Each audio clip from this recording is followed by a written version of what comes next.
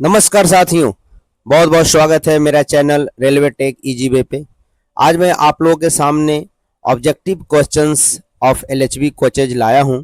जो आज का वीडियो बहुत ही इंपॉर्टेंट होने वाला है और वीडियो के अंत तक बने रहे। वेरी वेरी इंपॉर्टेंट क्वेश्चंस लाया हूं आपके लिए। तो शुरू करते हैं। The CBC fitted on LHB coaches has feature. इसमें जो सीबीसी एलएचबी कोच का फीचर होता है वो कैसा होता है बोल। तो यहाँ पे हो जाएगा answer anti climbing. Anti climbing feature ऐसा होता है कि जब कोच कभी एक्सीडेंट हो या कुछ, तो उसमें एक दूसरे के ऊपर न चढ़े, इसे एंटी क्लाइंबिंग फीचर कहते हैं। इधर से ट्रेन है और इधर से ये ट्रेन आ रहा है, एक दूसरे के ऊपर न चढ़े, उसे एंटी क्लाइंबिंग कहा जाता है। तो इस तरह से साथियों सेकंड क्वेश्चन है the tensile stroke of CBC is. इसका आंसर हो जाएगा 53 से 58 mm। नेक्स्ट है the maximum buffing stroke of CBC. इसका आंसर हो जाता 80 mm, 80 mm। Horizontal gathering range of CBC is 110 mm।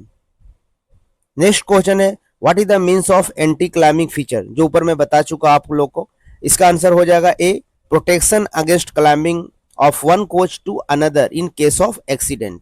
इसका भी मतलब वही है कि एक्सीडेंट के समय में एक कोच दूसरे के ऊपर न चढ़े, उसी को एंटी क्लाइंबिंग फीचर कहते हैं। और यह सीबीसी में है, आईसीएफ में सीबीसी नहीं होता है। नेक्स्ट क्वेश्चन आते हैं oil is strictly prohibited on. LHB का जो कोच होता है वो किसमें ऑयल लगाना सख्त मना है, ऑयल नहीं लगा सकते हैं। वो है कपलर हेड नकल एंड लॉक्स ऑफ सीबीसी के ऊपर हम लोग को तेल लगाने की परमिशन नहीं है। नेक्स्ट क्वेश्चन है vertical gathering range of CBC is. Vertical gathering range ये है 90 mm। नेक्स्ट है what is the purpose of supporting device. इसका आंसर हो जाएगा दोनों A and B, to support CBC weight और टू इक्वलाइज वर्टिकल फोर्सेस। साथियों ये जो हमारा सपोर्टिंग डिवाइस का जो हाइट होता है वो होता है 187.5 mm। ये याद रखना है आप लोग को, बहुत इंपॉर्टेंट क्वेश्चन है। नेक्स्ट क्वेश्चन आ जाते हैं during coupling operation the speed the vehicle should be. यानी कि जब कपलिंग का प्रोसेस चालू हो तो कितना स्पीड होना चाहिए कोच का, तो 2 से 3 किलोमीटर पर आवर, उससे ज़्यादा नहीं होनी चाहिए। नेक्स्ट है during coupling operation the coaches should be on a straight track होना चाहिए। जब हमारा कपलिंग का ऑपरेशन चालू हो, स्टार्ट हो तो। नेक्स्ट क्वेश्चन आ जाते हैं two coaches will definitely coupled if. इसमें इसका आंसर हो जाएगा ए एंड बी दोनों। The rotary lock completely down और inverted you should be clear.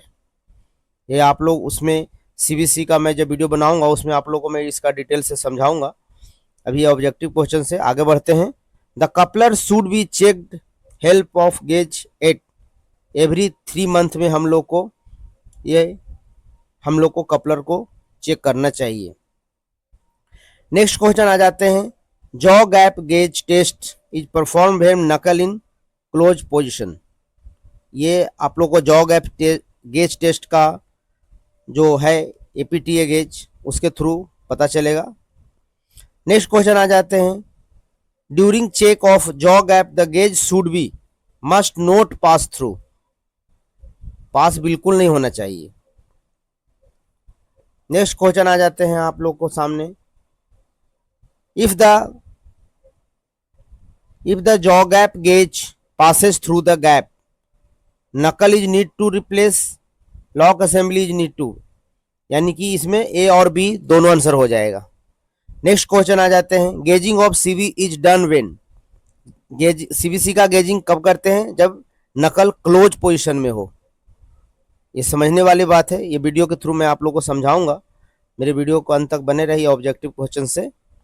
Next है question during check of contour of knuckle is contour gauge must pass through the knuckle. Next question the maximum height of supporting device मैं पहले बता चुका हूं 187.5 mm। ये देखिए 187.5 mm। To keep the next question है, to keep the coupler in level the maximum distance between centre of buffer coupler and the edge of stroke socket should be 260 mm। Next question है, maximum torque is required for supporting device bolt, इसका answer हो जाएगा 200 newton metre. Next है, maximum torque is required for base plate bolts 180 to 200 newton metre. Maximum thickness of seam required for increase of buffer height 3 mm। What is the full form of CDTS? इसका full form होता है control discharge toilet system, control discharge toilet system.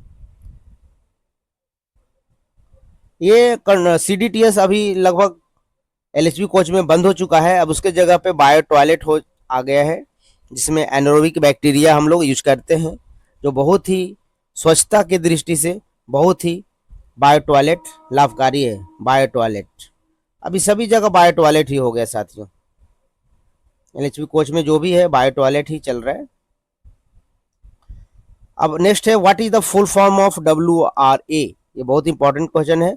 इसका full form होता है water rising apparatus. What is the function of solenoid valve या magnetic valve? ये solenoid valve magnetic valve का बहुत जगह प्रयोग होता है। इसका प्रयोग हम लोग सोलेनॉइड वॉल्व है जो फ्लशिंग सिस्टम में भी यूज होता है, फ्लशिंग सिस्टम में भी यूज करते हैं, फ्लशिंग सिस्टम। और जब हम लोग का आप जब FDS देखते होंगे फायर डिटेक्शन सिस्टम, तो उसके नीचे भी जो एयर ब्रेक से अप्लाई होता है वहां पर भी सोलेनॉइड वॉल्व का यूज करते हैं। इस तरह से नेक्स्ट क्वेश्चन बढ़ते हैं, how many opening retention tank have? ये बायो टॉयलेट से रिलेटेड है, इसमें 2 होता है। फुल फॉर्म ऑफ PLC का फुल फॉर्म क्या होता है? तो उसका फुल फॉर्म होता है प्रोग्राम, ये देखिए प्रोग्रामेबल लॉजिक कंट्रोलर। चलिए नेक्स्ट क्वेश्चन आ जाते हैं,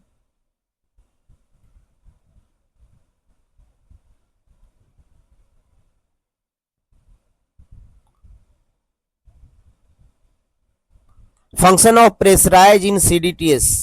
इसका है to delivery.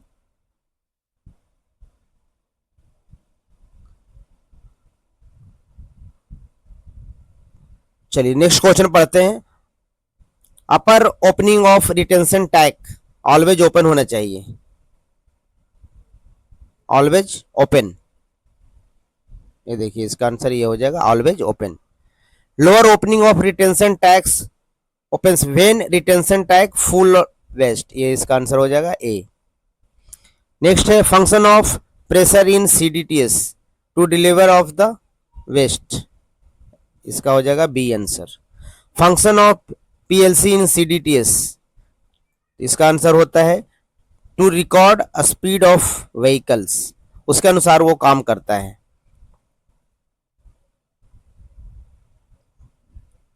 Full form of WSP, ये तो आप लोगों को पता है, WSP व्हील स्लाइडिंग प्रोटेक्शन होता है फुल फॉर्म, जो बहुत ही व्हील्स के लिए उपयोगी है, जिसे व्हील्स को सीडेड होने से बचाता है, स्लाइडिंग होने से बचाता है।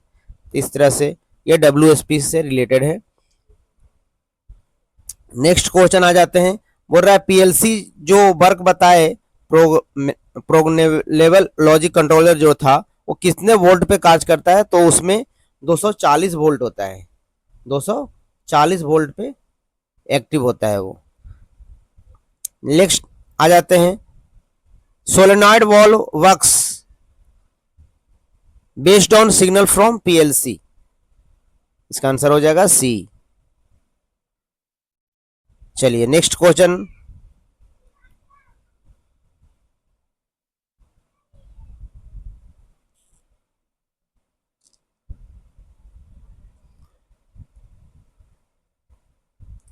अब ये आपका शेड्यूल से रिलेटेड क्वेश्चंस है, जिसमें हम लोग भी उसको भी देख लेते हैं। क्वेश्चन है, फ्रीक्वेंसी ऑफ D1 शेड्यूल,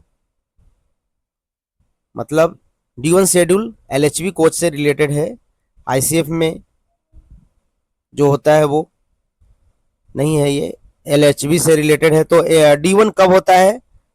तो D1 होता है एवरी ट्रिप, D2 D2 होता है 7 डेज प्लस माइनस 1 डे। ये देखिए इसका आंसर ये हो जाए। फ्रीक्वेंसी ऑफ D3 ये होता है 3 month plus minus 15 days. Next आ जाते हैं